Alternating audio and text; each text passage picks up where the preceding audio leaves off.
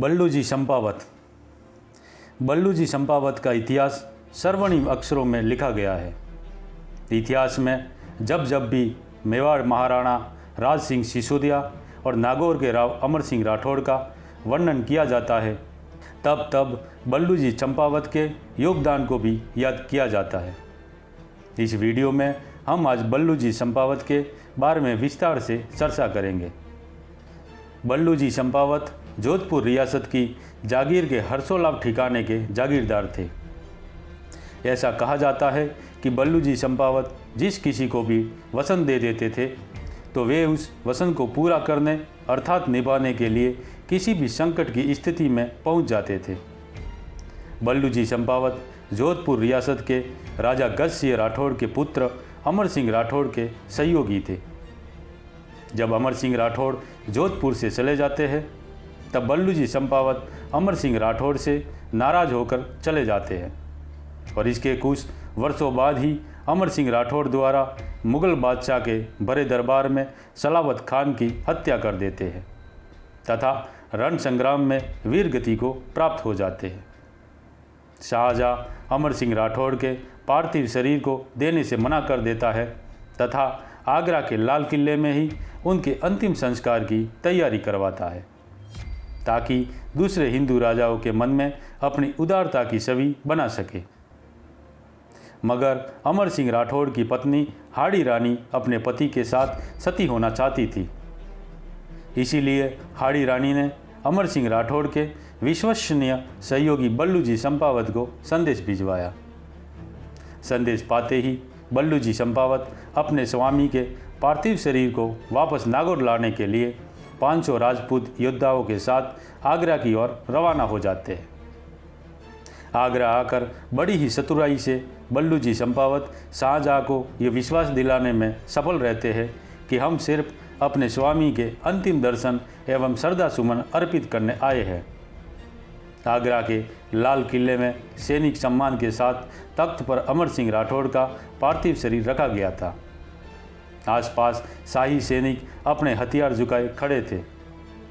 बल्लूजी अपने स्वामी के शरीर के पास श्रद्धांजलि अर्पित करने जाते हैं और सित्ते की स्फूर्ति के साथ अमर सिंह राठौड़ के पार्थिव देह को अपने कंधे पर उठा लेते हैं।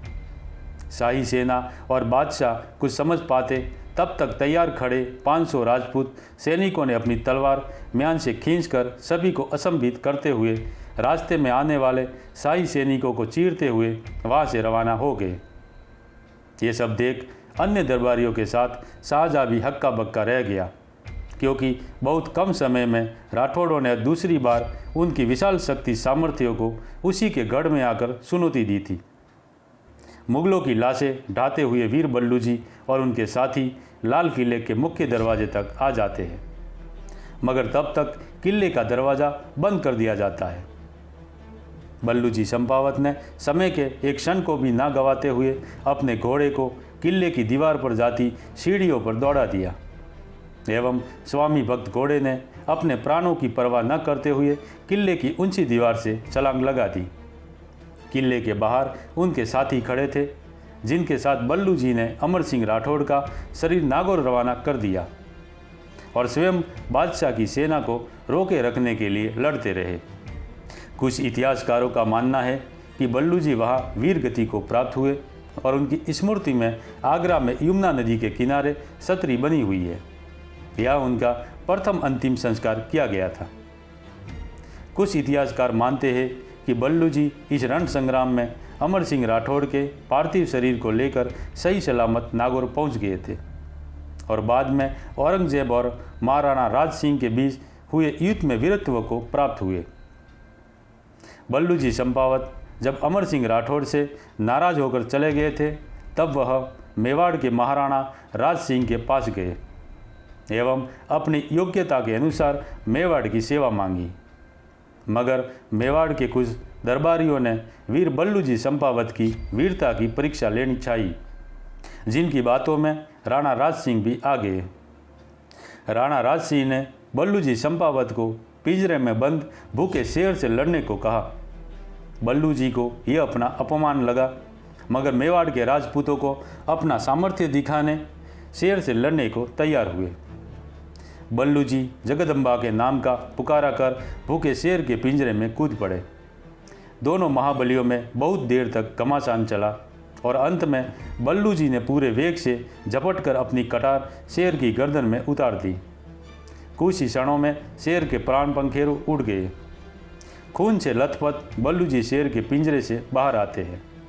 सभी दरबारियों के साथ राणा राजसिंह भी बल्लू जी की वीरता से खुश हो जाते हैं तथा राणा राजसिंह जी बल्लू जी को सम्मानित कर जागीर देकर मेवाड़ की सेवा में नियुक्त करते हैं। मगर बल्लू जी चंपावत का मन या हुए अपमान से भर गया था, इसीलिए उन्होंने राणा राजसिंह द्वारा दी गई जागीर को अस्वीकार कर अपने वतन मारवाड़ की ओर लौट चले। जाते जाते बल्लू जी राणा राजसिंह को सुना गए, राणा जी, वीरों के प्रमाण रणभूमि में लिए जाते हैं, बेजुबान जानवरों से लड़ा के नहीं। बल्लू जी के जाने के बाद राणा राजसिंह को अपने किए गए कृत्य और एक सच्चे वीर को खो देने के लिए पश्चाताप होता है। अपनी गलती का एहसास होने पर राजसिंह अपने संदेशवाहकों को बल्लू जी चंपावत के पास हर्षोल्लास भेजते हैं और अपनी तरफ से क्षमा प्रार्थना करते हैं। साथ ही उपहार स्वरूप एक जातवान घोड़ा और रत्नजड़ित तलवार भेंट करते हैं। बल्लू जी गई बातें भुलाकर राणा राजसिंह को संदेश भिजवाते हैं कि अब मैं मेवाड़ की सेवा तो नहीं कर पाऊंगा, मगर आपके द्वारा दिए गए सम्मान के उपलक्ष्य में जब भी संकट के समय ज़रूरत पड़े एक बार मुझे याद जरूर करना। समय बीतता गया। दिल्ली की सल्तनत का तख्ता पलट हुआ।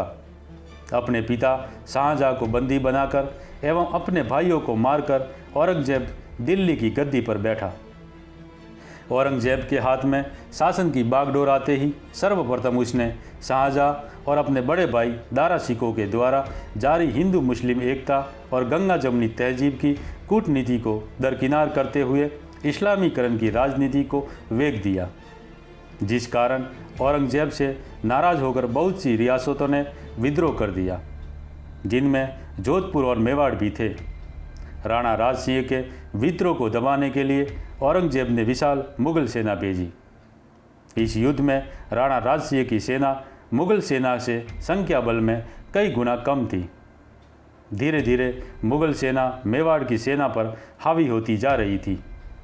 ऐसे संकट के समय में राणा राजसिंह ने बल्लू जी चंपावत को याद किया और रण निमंत्रण भेजा। राणा जी का रण निमंत्रण मिलते ही बल्लू जी चंपावत राणा राजसिंह के दिए घोड़े पर सवार होकर अपने साथियों के साथ तुरंत रणभूमि में पहुंच जाते हैं। बल्लू जी के पहुंचते ही मेवाड़ की सेना में फिर से शक्ति संचार हुआ और शत्रु सेना के पैर उखड़ने लगे। इस रण संग्राम में मुगल सेना को हराकर राणा राजसिंह ने जीत हासिल की, परंतु बल्लू जी चंपावत अनेकों घाव लगने से वीर गति को प्राप्त हुए। राणा राजसिंह ने देबारी की घाटी में बल्लू जी चंपावत का अंतिम संस्कार कर उनकी स्मृति में छतरी का निर्माण करवाया। यहाँ बल्लू जी चंपावत का दूसरा अंतिम संस्कार माना जाता है। बल्लू जी चंपावत वीरता और वचन पर्यंता के साथ उदारता के भी मूर्ति थे। अपने गांव के गरीब और असहाय लोगों की सहायता के लिए सदैव तत्पर रहते। जागीर छोटी और खर्च ज़्यादा, इसीलिए बल्लू जी का हाथ हमेशा तंगी में रहता। उन्होंने अपनी बेटी की शादी के लिए कुसामन गांव के सेठ से कर्जा लिया और जमानत की तौर पर अपनी मूछ का बाल रखते हैं।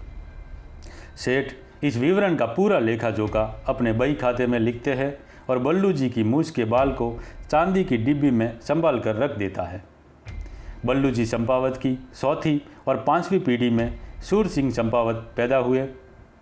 तब कुसामन के सेठ जी से बल्लू जी चंपावत ने मूछ का बाल गिरवी रखकर कर्ज लिया था। उसी सेठ के वंशज जब पुरानी किताबों अर्थात खाता बही को पढ़ रहे थे, तब उनको किताब में लिखी मूछ के बाल गिरवी रखकर कर्ज लेने की बात देखने को मिली। इसके साथ सेठ के वंशज उस पुरानी किताब को हर्षोल्लास ठिकाने के जागीरदार सूर सिंह चंपावत के पास लेकर आते हैं एवं उन्हें दिखाते हैं और फिर बल्लू जी चंपावत के कर्ज लेने तथा उस पुरानी चांदी की डिब्बी में रखे मूछ के बाल को दिखाते हैं। सूर सिंह चंपावत उस पुरानी किताब में लिखी बात को पढ़कर और चांदी की डिब्बी में रखे मूछ के बाल को देखकर प्रसन्न हो जाते हैं। वे अपने पूर्वज बल्लू जी का सारा कर्ज चुकाकर जैन परिवार से वह मूछ का बाल ले लेते हैं एवं भव्य विधि विधान के साथ उनका अंतिम संस्कार करवाते हैं। इस प्रकार भारत भूमि के इस वीर पुरुष का तीसरी बार अंतिम संस्कार हुआ माना जाता है। दोस्तों, ऐसे ही ऐतिहासिक पृष्ठों को जानने के लिए हमारे चैनल रंग केसरी को सब्सक्राइब करें एवं वीडियो अच्छा लगा हो तो लाइक करना ना भूलें। साथ ही कमेंट में अपनी राय अवश्य दें। धन्यवाद।